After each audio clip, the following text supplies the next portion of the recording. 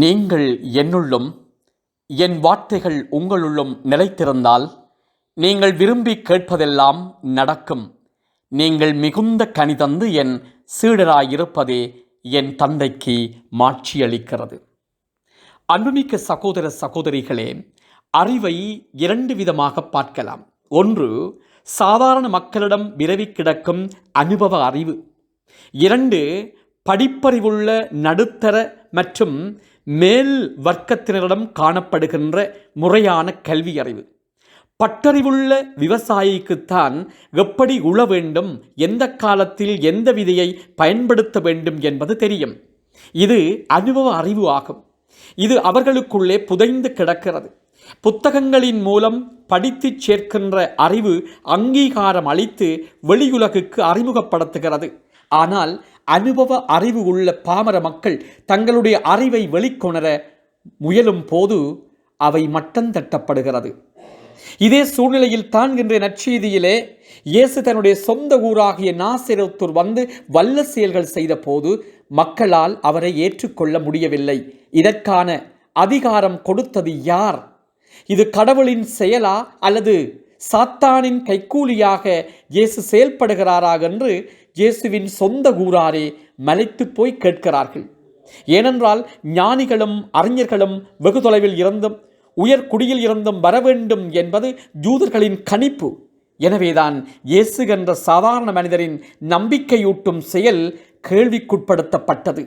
அன்றைய யூதகுல சமுதாயத்தில் இப்படி பரவலாக கருத்து இருந்ததால் அது அவரது சொந்த மக்களையும் பாதித்திருந்ததில் ஐயமில்லை.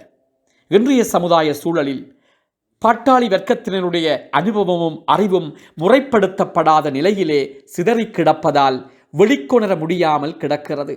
வெளிவர முயற்சிக்கும் போது கட்டுப்படுத்தப்படுகிறது. அன்றைக்கிருந்த நிலை இன்றும் எங்களிலே இளையோடி கொண்டிருப்பதை நாம் பல சந்தர்ப்பங்களிலே கண்டுகொள்ள முடியும். இதை நாம் எங்களுடைய வாழ்வோடு இணைத்து சிந்திக்க இன்றைய இறை வார்த்தைகள் எமக்கு அழைப்பு விடுக்கின்றன. இதை நாம் உணர்ந்தவர்களாக, இறை அனுபவம் கொண்ட மக்களாக, வாழ்க்கை அனுபவம் பெற்ற மக்களாக உண்மையை தேடி இறைவனோடு ஒன்றித்து பயணிப்போம். மன்றாடுவோமாக.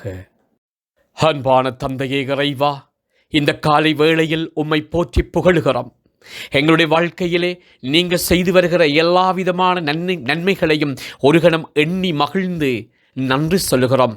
ஆண்டவரே, எங்கள் ஒவ்வொருவரையும் ஆசீர்வதித்தரலாம். எங்களுடைய குடும்பங்களை ஆசீர்வதியும்.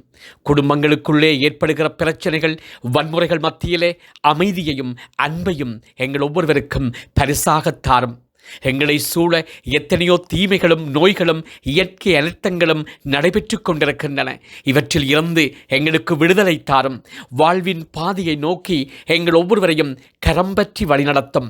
நாம் ஒருவரை ஒருவர் நேசிக்கவும், ஒருவருக்கு எங்களுடைய வாழ்வை பகிர்ந்து கொள்ளவும், மற்றவர்களோடு சேர்ந்து ஒற்றுமையையும் சகோதரத்துவத்தையும் விதைத்து உம்மோடு சேர்ந்து பயணிக்க கற்றுத்தாரும்.